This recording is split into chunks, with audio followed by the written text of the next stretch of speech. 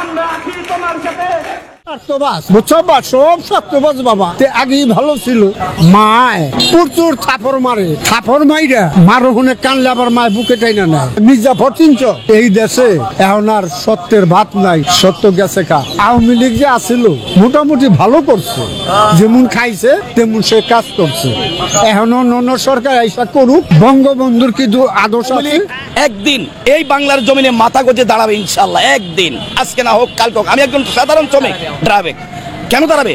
সারা বাংলাদেশে যে কাজগুলা করছে অনেকে দেখে না, অনেকে কিন্তু জায়গায় বসে থাকে।